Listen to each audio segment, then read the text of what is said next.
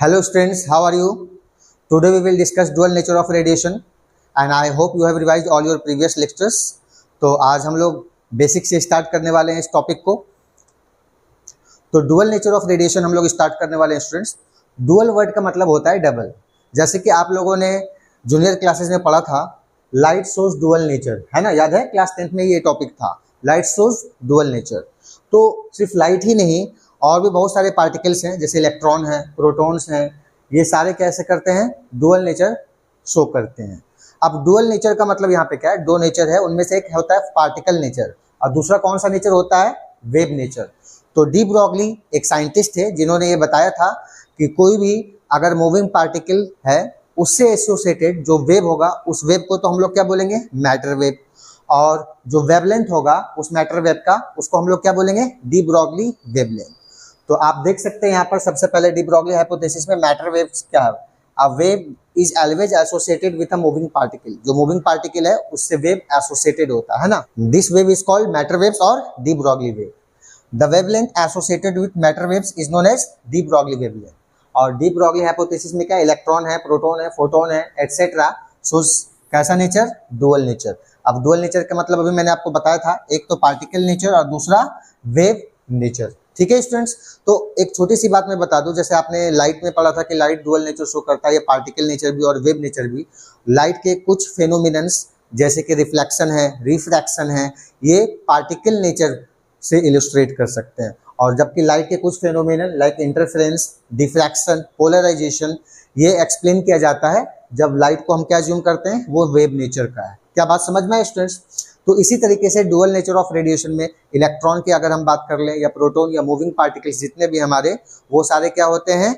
Dual nature show करते हैं। मतलब पार्टिकल की तरफ बिहेव करेंगे और वेव की तरफ भी वो क्या करेंगे? बिहेव करेंगे। तो इस टॉपिक में डी ब्रॉगली हाइपोथेसिस के अंदर हम लोगों को डी ब्रॉगली वेवलेंथ के बारे में पढ़ना है। सबसे पहले देखिए डी ब्रॉगली वेवलेंथ। ठीक है, डी ब्रॉगली वेवलेंथ जो होता है वो लैम्डा से डिनोट करता है और ये होता है h upon P.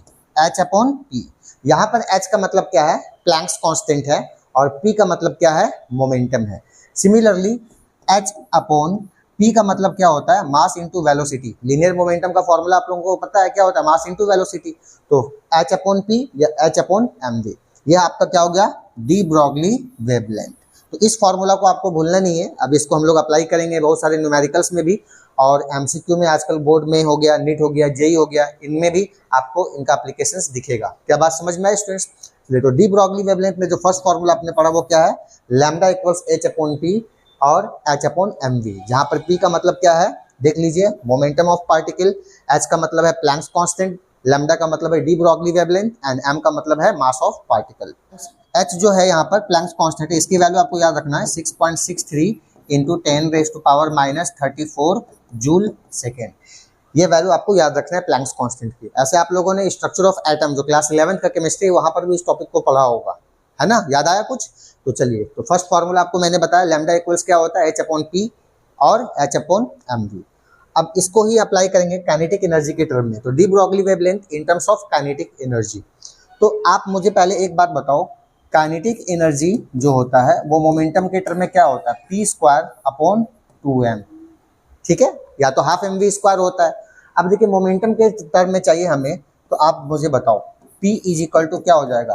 2m ke और स्क्वायर रूट, क्रॉस मल्टीप्लाई कर दीजिए ke इंटू 2m। ठीक है, और p पर स्क्वायर था तो स्क्वायर इधर क्या हो गया? स्क्वायर रूट पर आ गया। तो अब आप बताओ मुझे लैम्डा इक्वल्स क्या बताया? h upon p।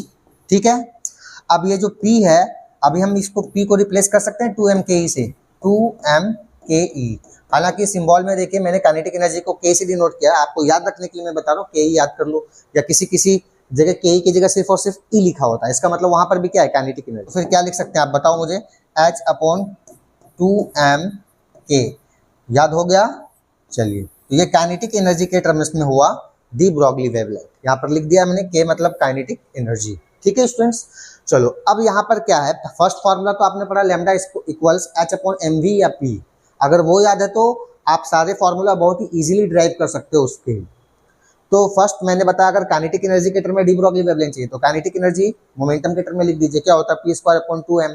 p को लिख दीजिए काइनेटिक एनर्जी के टर्म में 2m ke, या चलो मैं आपको बता दूं 2m k भी लिख सकते हैं, ke को मैंने k लिख दिया काइनेटिक एनर्जी। ठीक है, तो लैम्डा काइनेटिक एनर्जी के टर्म में कितना होगा, ये h/√2m के। ध्यान रहे कुछ बोर्ड एग्जामिनेशंस में हो सकता है यहाँ पर k ना लिख के e हो, वहां पर भी e का मतलब क्या है, काइनेटिक एनर्जी। तो आपके ऊपर है, आप एक सिंबल याद कर लो, उसके बाद फिर उसको इंटरचेंज कर सकते हो। तो k मतलब भी काइनेटिक एनर्जी या e का मतलब भी इस फॉर्मूले में क्या होगा, काइनेटिक एनर्जी। चलिए अब क्या है यहाँ पर एक और है, आपको मैं रिलेशन बता दूं। काइनेटिक एनर्जी जो होता है वो QV होता है, QV। V का मतलब यहाँ पर है एक्सेलरेटिंग पोटेंशियल। देखिए सिंबल को मैंने यहाँ पे लिखा है, V का मतलब क्या है, एक्सेलरेटिंग पोटेंशियल। तो स्ट्रक्चर ऑफ एटम में ये पढ़ा था। एक्चुअली काइनेटिक एनर्जी का फॉर्मूला ½ mv² होता है, याद हुआ। चलिए दूसरा p²/2mv होता है, ये भी याद हो गया मोमेंटम के टर्म में। थर्ड फॉर्मूला होता है काइनेटिक एनर्जी का QV। Q का मतलब क्या है यहाँ पर, charge of the particle, and V का मतलब यहाँ पर क्या है, एक्सेलरेटिंग पोटेंशियल। पोटेंशियल डिफरेंस समझ लो भैया फिलहाल। अब देखिए फिर से मैं बता दूं आपको, ये फॉर्मूला तो याद रखना है, अदरवाइज किसी बुक्स में है ना, या फिर एमसीक्यू में Q की जगह EV आ सकता है। E का मतलब इलेक्ट्रॉन, तो चार्ज ऑफ इलेक्ट्रॉन। तो सिंबल्स में कंफ्यूज नहीं होना है, ठीक है। Q किसी भी पार्टिकल का चार्ज, E इलेक्ट्रॉन का चार्ज, तो याद हो गया। ये तो सेकेंड फॉर्मूला मैंने आपको बता दिया काइनेटिक एनर्जी के टर्म में। अब एक्सेलरेटिंग पोटेंशियल के टर्म में भी कैलकुलेट करते हैं, तो ये फॉर्मूला याद हो गया, kinetic energy is to QV और EV। Q का मतलब चार्ज ऑफ पार्टिकल, V का मतलब पोटेंशियल, ठीक है स्टूडेंट्स। चलिए अब देखिए आपने अभी जस्ट पढ़ा है lambda is equal to h/√2m के, ठीक है। अब k का मतलब क्या बताया, QV, तो आप लिख दीजिए h/√2m/QV। ये हो गया आपको एक्सेलरेटिंग पोटेंशियल के टर्म में डी ब्रॉगली वेवलेंथ। तो फाइनली आपने क्या देखा बताओ मुझे, lambda is equal to h/2m/QV, ये एक्सेलरेटिंग पोटेंशियल के टर्म में है। और क्योंकि कंफ्यूजन ना हो, किसी बोर्ड एग्जाम्स में सिंबल से परेशान नहीं होना है, 2m, Q के जगह आप क्या लिख सकते हैं, EV भी लिख सकते हैं, ठीक है। दोनों का मतलब यहाँ पर सेम होगा। E का मतलब चार्ज ऑफ इलेक्ट्रॉन हो जाएगा, ठीक। अभी देखिए अब नोट करके मैं अभी जितना अभी आपको पढ़ा है ये तो कॉमन है बोर्ड एग्जाम्स में, ठीक है। फर्स्ट क्वेश्चन जो बनेगा lambda is equal to h/mv से बनेगा, याद हो गया, या lambda is equal to h/p से हो गया, ये डी ब्रॉगली वेवलेंथ हो गया बच्चों, ठीक है। सेकंड आपको मैंने क्या बताया, lambda is equal to h/√2m के का मतलब क्या हो गया, काइनेटिक एनर्जी। थर्ड मैंने क्या बताया students, lambda is equal to h/2m/QV, ये हो गया आपका थर्ड डी ब्रॉगली वेवलेंथ। तो मुझसे कुछ बच्चे बार बार पूछते हैं क्या कि सर पता नहीं चलता है कि कौन सा फॉर्मूला कौन से न्यूमेरिकल में हम अप्लाई करें। हालांकि डायरेक्ट क्वेश्चन तो एमसीक्यू में आ जाएंगे कि de Broglie wavelength is the correct form of de Broglie wavelength is. तो फर्स्ट फॉर्मूला आपको याद हो गया, lambda is equal to h/p h/mv। Second h/√2m के काइनेटिक एनर्जी के टर्म में। Third lambda is equal to h/2m/QV, किसके term में, एक्सेलरेटिंग पोटेंशियल के टर्म में। अब बात यहाँ पर ये आई है कि डायरेक्ट एमसीक्यू जो आप बना दोगे, लेकिन क्या है कि कौन सा फॉर्मूला कब अप्लाई करेंगे, ये आपको क्वेश्चन में जो वैल्यू दिए रहेंगे गिवन फिजिकल क्वांटिटीज से पता चलेंगे। चलिए अगर आपको वेलोसिटी क्वेश्चन में दिया रहे तब कौन सा फॉर्मूला कैलकुलेट करेंगे, lambda is equal to h/mv। अगर P मोमेंटम दिया रहे तो फिर वेवलेंथ कैसे कैलकुलेट करेंगे, h/p से। अगर उसी क्वेश्चन में काइनेटिक एनर्जी दिया है, क्या दिया रहे, काइनेटिक एनर्जी, तब कौन सा यूज करेंगे, लैम्डा इक्वल्स h/√2m के। अगर एक्सेलरेटिंग पोटेंशियल दिया रहे तो फिर क्या यूज करेंगे, h/√2m/QV, याद हो गया। चलिए अभी जो मैंने यहाँ पर छोटे छोटे बात बताए वो क्या है, काइनेटिक एनर्जी में कंफ्यूज ना होना, रिप्लेस कर सकते हैं अगर वेलोसिटी कैलकुलेट करना है तो। पहला kinetic energy is equal to क्या बताया बच्चों, ½ mv²। Second kinetic energy is equal to क्या बताया, मोमेंटम के टर्म में p²/2m। Third kinetic energy is equal to क्या बताया, QV। V का मतलब यहाँ वेलोसिटी नहीं है, यहाँ पे पोटेंशियल, ये V क्या है, पोटेंशियल है, और यहाँ पर जो V क्या है, वेलोसिटी है। तो कंफ्यूज नहीं होना है। चलिए उम्मीद करता हूँ कि आप लोगों को यहाँ तक बहुत अच्छे से समझ में आ गया होगा। अब देखिए कुछ फार्मूलाज हैं जो आपको दिखेंगे PYQs में, ये आपको CBSE में आ सकता है ना, BACV में बिहार बोर्ड के MCQ में ऑलरेडी आया हुआ है, फिर NEET और JEE के MCQ में भी ये डायरेक्ट क्वेश्चंस आ सकते हैं। तो ये सारे फॉर्मूले आपको याद रखना है, न्यूमेरिकल में अभी इसको कराऊंगा, पर फिलहाल फॉर्मूला याद रखना है। क्या बात समझ में आया। कुछ और पार्टिकल्स हैं जिनके डी ब्रॉगली वेवलेंथ हम लोग देख लेते हैं, है ना। फर्स्ट डायरेक्ट, अगर इलेक्ट्रॉन है, क्या है, इलेक्ट्रॉन, तो इलेक्ट्रॉन का D Broglie wavelength directly calculate करना। तो लैम्डा इज इक्वल टू क्या होगा, √150/V। एंगस्ट्रम, ये एंगस्ट्रम में कैलकुलेट हुआ। अदरवाइज इसी को सॉल्व करने पर 12.27 divided by root under V angstrom. यहाँ पर जितने भी फॉर्मूले में आप वी देख रहे हैं, यहाँ पर वेलोसिटी नहीं है, ये एक्सेलरेटिंग पोटेंशियल है या रिटार्डिंग पोटेंशियल है या पोटेंशियल है। ठीक है स्टूडेंट्स। अच्छा, ये पोटेंशियल के बारे में भी हम लोग पढ़ेंगे। अभी नेक्स्ट क्लास में जो है मैं फोटो इलेक्ट्रिक इफेक्ट आपको पढ़ाऊंगा, तो फोटो इलेक्ट्रिक इफेक्ट में एक्सप्लेन करूंगा एक्सेलरेटिंग पोटेंशियल क्या होता है। फिलहाल आप ये समझ लीजिए कि एक पोटेंशियल है। ठीक है, चलिए, तो इलेक्ट्रॉन ये एमसीक्यू में आने के चांसेस हैं, और आपके एनसीईआरटी बुक में भी डायरेक्ट ये क्वेश्चन ही एक है ना एग्जांपल में कि de Broglie wavelength of electron calculate करिए। अदर आप इस फॉर्मूले से तो कैलकुलेट कर ही लेंगे, lambda is equal to H upon M V से। अगर वेलोसिटी दिया रहता, सारे इन्फॉर्मेशन, अगर काइनेटिक एनर्जी दिया रहता तो भी कैलकुलेट कर लेते हैं, पोटेंशियल दिया होता। तो यहाँ पर देखिए, अगर डायरेक्टली पोटेंशियल दिया रहे इलेक्ट्रॉन का, तो डायरेक्ट टाइम कंज्यूम ना हो, ये फॉर्मूला आप अप्लाई कर सकते हैं D Broglie wavelength of electron. तो मैं लैम्डा ई लिख देता हूँ आपको समझने के लिए। D Broglie wavelength of electron potential अगर दिया रहे तो आप ये कैलकुलेट करेंगे। क्या करेंगे बताओ मुझे? Root under 150 upon V angstrom और 12.27 upon root under V angstrom. ये एमसीक्यू में आने के चांसेस हैं। सेकेंड, प्रोटॉन के बारे में बात करते हैं। तो प्रोटॉन का भी D Broglie wavelength directly calculate कर सकते हैं अगर आपको एक्सेलरेटिंग पोटेंशियल पता है। तो लैम्डा पी प्रोटॉन का कितना होगा? 0.286 divided by root under V angstrom. Deuteron, अगर ड्यूट्रॉन की बात करें तो ड्यूट्रॉन का कितना होगा? 0.202 upon root under V angstrom. तो प्लीज ये सारा फॉर्मूला आपको याद रखना है। नीट में आ सकते हैं, सीबीएसई बोर्ड में आ सकते हैं, है ना, जेई में आ सकते हैं, बिहार बोर्ड या कोई भी स्टेट बोर्ड एग्जामिनेशंस हैं, उनमें आपको ये एमसीक्यू देखने को मिल सकते हैं। एमसीक्यू तो मिलेंगे, डायरेक्ट फार्मूला ना देके इनके न्यूमेरिकल दिया जा सकता है, तो दोनों चांसेस हैं। तो ये सारे पार्टिकल्स के आपको डी ब्रॉगली वेवलेंथ याद रखने हैं। क्या बात समझ में आया? और सारे आप कॉपी में अच्छे से नोट कर लेना, मैं इंपॉर्टेंट ही पढ़ा रहा हूँ सारा कलेक्ट करके। चलिए नेक्स्ट, न्यूट्रॉन की अगर हम बात करें, देखिए आपने इलेक्ट्रॉन का देखा, प्रोटॉन का देखा, ड्यूट्रॉन का देखा, है ना। अब किसकी बात करें? न्यूट्रॉन की। न्यूट्रॉन की अगर हम बात करें तो वेवलेंथ ऑफ न्यूट्रॉन कैलकुलेट करना था 0.286 divided by root under E in electron volt angstrom. यहाँ पर ई का मतलब क्या है? एनर्जी। तो यहाँ पर एनर्जी के टर्म, यहाँ देखिए सारे फॉर्मूले में वी था, पोटेंशियल था, और न्यूट्रॉन के केस में हमने क्या लिया है? ई। ठीक है, इलेक्ट्रॉन वोल्ट एनर्जी का यूनिट होता है उसमें। अब अल्फा पार्टिकल की बात करते हैं। Alpha particle, lambda alpha, alpha particle का कितना होगा? 0.101 upon root under V angstrom. ये भी आपको याद रखना है। ठीक है, और लास्ट है मोस्ट इंपॉर्टेंट, गैस मॉलिक्यूल्स। किसके लिए? गैस मॉलिक्यूल्स के। ये क्वेश्चन ऑलरेडी आया हुआ है, आपके एनसीईआरटी बुक में भी है। कितना होगा गैस मॉलिक्यूल के लिए? h upon root under 3m kBt। यहाँ पर जो बच्चों kb एक कांस्टेंट है जिसको हम लोग बोल्ट्जमैन कांस्टेंट बोलते हैं। kb एक क्या है? Boltzmann constant. इसकी वैल्यू याद रखनी है आपको, 1.38 इंटू 10⁻⁻23। ये वैल्यू याद रखिएगा। t का मतलब क्या है? एब्सोल्यूट टेम्परेचर, और m का मतलब तो मास है। ठीक है, तो ये वाला थोड़ा ज़्यादा अच्छा है, क्वेश्चंस आते हैं, आए हुए हैं।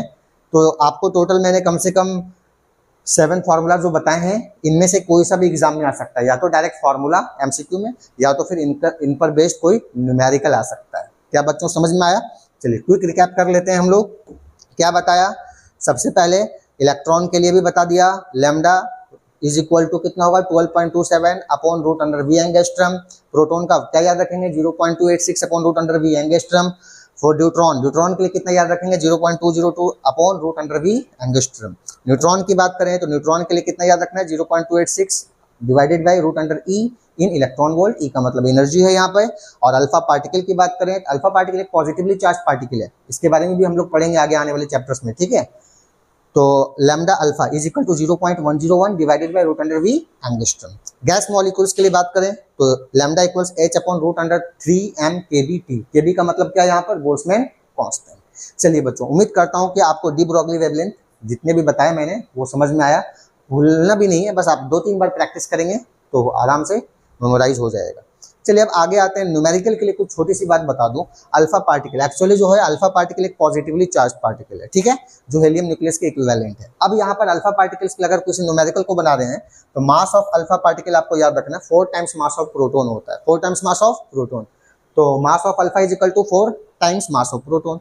चार्ज ऑफ अल्फा पार्टिकल की बात करें तो 2 टाइम्स चार्ज ऑफ इलेक्ट्रॉन, है ना, क्यू अल्फा। तो यहाँ पर आपको न्यूमेरिकल के लिए याद रखना है मास of alpha particles 4 times mass of proton, charge of alpha particles 2 times charge of proton या 2 times charge of proton electron, क्योंकि इलेक्ट्रॉन और प्रोटॉन दोनों का चार्ज सेम होता है ना। तो क्यू ई और क्यूपी के टर्म में आपको अल्फा पार्टिकल्स का बताया। अगर ड्यूट्रॉन होता है स्टूडेंट्स, तो ड्यूट्रॉन का जो है mass of deuteron for deuteron second बता रहा हूं मैं, मास ऑफ न्यूट्रॉन जो होगा 2 टाइम्स मास ऑफ प्रोटॉन होगा। ये भी अभी आपको न्यूमेरिकल में काम आएगा। ये छोटी इन्फॉर्मेशन है जो आपको स्ट्रक्चर ऑफ एटम में पढ़ाया जाता है, पर यहाँ पर भी मैंने आपको बता दिया, तो ये न्यूमेरिकल में काम आएगा। कुछ बच्चों को अल्फा पार्टिकल का मास और चार्ज नहीं पता रहता है, तो मैंने आपको ये बता दिया, तो भूलेंगे तो नहीं आप। चलिए ठीक है, चलिए सबसे पहले एक क्वेश्चन हम लोग देख लेते हैं students. A proton and a neutron have same velocity, what is the ratio of their de Broglie wavelength. तो यहाँ पर देखो ऐसे क्वेश्चंस में रेशियो वाले आए तो सबसे पहले बताता हूँ मैं उसमें करना क्या है। लेकिन ये देखो, सबसे पहले ये देख लो कि वहां पर कांस्टेंट क्या है, सेम क्या है दो पार्टिकल्स के बीच, तो वेलोसिटी सेम है। तो फॉर्मूला मैंने आपको बताया है, उनमें से कौन सा फॉर्मूला अप्लाई करना है वो यहीं पर आंसर छुपा हुआ है। जो भी कांस्टेंट होगा उस वाले फॉर्मूले को आपको यूज करना है। यहाँ पर कांस्टेंट क्या है, वेलोसिटी, तो वेलोसिटी के टर्म में डी ब्रॉगली वेवलेंथ बताइए आप, lambda equals H upon M V. तो पहले फॉर्मूला लिख देता हूं मैं, lambda equals H upon M V, दिख गया। यहाँ पर ये फॉर्मूला अप्लाई होगा, ठीक है। क्यों नहीं काइनेटिक एनर्जी हुआ, क्योंकि यहाँ पर काइनेटिक एनर्जी सेम नहीं है। तो आपको एक हिंट्स दिया मैंने कि जो सेम रहेगा उस फॉर्मूले को यूज करेंगे हम लोग। तो lambda is equal to H upon M V. अब देखिए यहाँ पर कांस्टेंट कौन है, सेम कौन है, वेलोसिटी सेम है। तो वेलोसिटी तो सेम है, तो यहाँ पर देखिए एच भी एक कांस्टेंट है, वो भी सेम है। तो यहाँ से आपने क्या देखा, lambda is inversely proportional to mass. देखो इसी तरीके से सॉल्व करना है शॉर्टकट में। एच और वी कांस्टेंट है, बच गया 1 अपॉन एम, तो lambda is proportional to 1 upon M. अब यहीं से आपको रिलेशन मिल जाएगा, यहाँ पर प्रोटॉन है और यहाँ पे न्यूट्रॉन है, ठीक है स्टूडेंट्स। तो चलिए अब सॉल्व करना है। पहले मास ऑफ प्रोटॉन तो mp है, लेकिन मास ऑफ न्यूट्रॉन क्या बताया अभी मैंने, 2 times mass of proton. Then अब लिखने का तरीका देखिए, lambda is inversely proportional to m, किसी भी न्यूमेरिकल में काम आएगा। तो यहाँ पर देखो अगर लैम्डा 1 अपॉन लैम्डा 2 लिखना है तो ये क्या होगा, m2 अपॉन m1। चलिए ये हिंट्स दिया मैंने, आपको कहीं पर भी यूज करना हो इस तरीके से करेंगे। h अपॉन v ये कांस्टेंट था तो बच गया m, तो lambda is inversely proportional to mass. ऐसे भी समझिए, जिस पार्टिकल का मास ज्यादा होगा उसका वेवलेंथ कम होगा, और जिस पार्टिकल का मास कम होगा उसका डी ब्रॉगली वेवलेंथ ज्यादा होगा। तो lambda is inversely proportional to mass. तो यहाँ से रिलेशन क्रिएट कर दिया, lambda 1 upon lambda 2 is equal to m2 upon m1। अब अप्लाई करना है lambda p upon lambda d is equal to, देखो न्यूट्रॉन डिनोमीटर में है तो मास इसका कहाँ जाएगा, न्यूमरेटर में, md upon mass of proton. अब ये आपका रिलेशन बन गया। अब आपको सॉल्व कर देना है। बताओ lambda p upon lambda d is equal to mass of neutron 2 times mass of proton, और मास ऑफ प्रोटॉन तो मास ऑफ प्रोटॉन है। कैंसिल कर दीजिए, बताओ mp और mp कैंसिल हो गया, तो क्या बचा फिलहाल यहाँ पे 2 बचा। चलिए तो आपने देखा यहाँ पर क्या, lambda p upon lambda d is equal to 2 upon 1, मतलब रेशियो चाहिए था 2:1 आ गया है ना। क्या आया आंसर, 2:1, 2 अपॉन 1। तो कौन सा ऑप्शन सही है यहाँ पर, ऑप्शन नंबर सी। तो देखा आपने किस तरीके से ऐसे क्वेश्चन को करना है। ये एमसीक्यू बहुत ही कॉमन है, इस तरीके के एग्जाम में आते हैं। क्या बात समझ में आया। तो यहाँ पर सेम वेलोसिटी था, तो जो भी फिजिकल क्वांटिटी सेम होगा, डी ब्रॉगली वेवलेंथ आप उसी वाले को यूज करेंगे जहाँ पर वो रिलेशन है। उसके बाद आपको देखना है कि कांस्टेंट क्या है, उस कांस्टेंट को रिमूव करके आप प्रोपोर्शनलिटी चेक कर लीजिए कि क्या रिलेशन है, इनवर्सली प्रोपोर्शनल है कि डायरेक्टली प्रोपोर्शनल है, फिर आप उसको सॉल्व कर सकते हैं। क्या बात समझ में आया। तो इसी तरीके का एक क्वेश्चन और अभी हम लोग डिस्कस कर लेते हैं, तो आप इसे सॉल्व कर लेना घर पे, स्क्रीनशॉट ले लीजिए। चलिए नेक्स्ट क्वेश्चन है, a proton and alpha particle are accelerated through same potential, what is the ratio of their de Broglie wavelength. अब देखिए यहाँ पर क्वेश्चन में क्या है, same, accelerated through same potential, potential same है, तो पोटेंशियल वाला डी ब्रॉगली वेवलेंथ रिलेशन लिखना है। तो लिख लीजिए आप सबसे पहले, तो lambda is equal to H upon root under 2m/v, यही फॉर्मूला था अपने पास पोटेंशियल के टर्म में, है ना। तो यहाँ पर इस फॉर्मूले को यूज कर लेते हैं हम लोग। अब यहाँ पर आपको देखना है क्या क्या कांस्टेंट है, h कांस्टेंट है ना, 2 भी कांस्टेंट है और पोटेंशियल भी कांस्टेंट है, क्योंकि वहाँ पर क्वेश्चन में क्या लिखा हुआ है, सेम पोटेंशियल। तो फिर यहाँ पर क्या रिलेशन आ रहा है, it is proportional to mq, है ना, मास और q के इनवर्सली प्रोपोर्शनल है उसके स्क्वायर रूट में। तो lambda is inversely proportional to what, root under mq। तो ये रिलेशन आपको मिला। अब यहाँ से आप फॉर्मूला लिख सकते हो, व्हाट, लैम्डा 1 अपॉन लैम्डा 2, ध्यान रखिएगा इनवर्सली प्रोपोर्शनल है तो इसके मास ऊपर जाएंगे, तो क्या लिख देंगे बताइए, root under m2 q2 divided by m1 q1। ये रिलेशन मिला इस क्वेश्चन के लिए। अब आप इजीली सॉल्व करेंगे तो पहले गिवन लिख दीजिए, जो आपको यहाँ पे मास चाहिए तो देखिए प्रोटॉन का लिए तो mp ही लिख देते हैं हम, चार्ज ऑफ प्रोटॉन भी qp ही हो गया। ये किसके लिए बताया मैंने? प्रोटॉन के लिए। लेकिन अब अल्फा पार्टिकल की बात करें तो मास ऑफ अल्फा पार्टिकल अभी मैंने बताया 4 times mass of proton, and charge of alpha particle मैंने बताया 2 टाइम्स चार्ज ऑफ प्रोटॉन। क्या देख ले सकते हैं आप? देखिए यहाँ पर ही बताया mass of alpha particles 4 times mass of proton and Q alpha is equal to 2 times QP, है ना। चलिए अब आगे बढ़ते हैं बच्चों।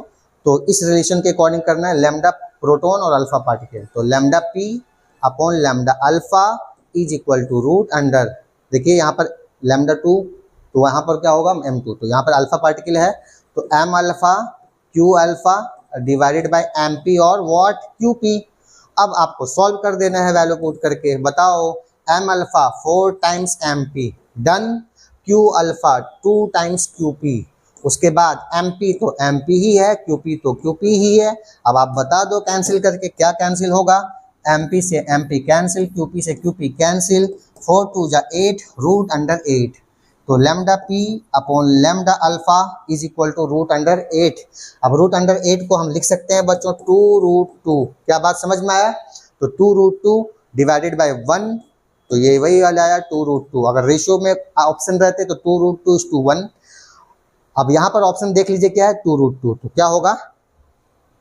तो ध्यान रहे एक चीज मैं आपको बता दे रहा हूँ होता क्या कभी कभी कैलकुलेशन के वक्त वो जल्दीबाजी में आंसर टिक कर देते हैं। यहाँ पर देखिए 2 रूट 2 है, यहाँ पर देखिए 1 अपॉन 2 रूट 2 है, तो इसको कैसे सॉल्व करें? तो कुछ भी नहीं करना है, देख लीजिए आप कौन सा पार्टिकल पहले है, प्रोटॉन, उसके बाद कौन सा पार्टिकल है, अल्फा पार्टिकल। तो पहले प्रोटॉन का ही लिखना है।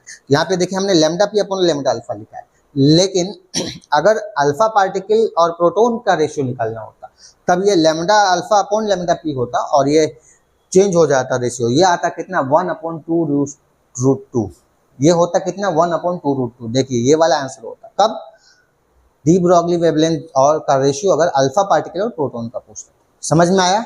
आप इस क्वेश्चन में भी देख लीजिए, यहाँ पर प्रोटॉन और ड्यूट्रॉन पहले था तो यहाँ पर रेशियो 2:1 है, लेकिन अगर ड्यूट्रॉन और प्रोटॉन, ये देखिए यहाँ से लैम्डा पी लैम्डा डी 2:1 है, तो हमें अगर लैम्डा डी और लैम्डा पी कैलकुलेट करना होता तो क्या करते? 1:2 आंसर होता, है ना। तो कंफ्यूज नहीं होना है। चलिए एक क्वेश्चन की तरफ और बढ़ते हैं स्टूडेंट्स। ये तो आप लोगों को समझ में आ गया किस तरीके से कैलकुलेट करना है, ये फॉर्मेट है इजी, इस तरीके से आप सॉल्व कर लेंगे। तो नेक्स्ट क्वेश्चन की तरफ बढ़ते हैं स्टूडेंट्स।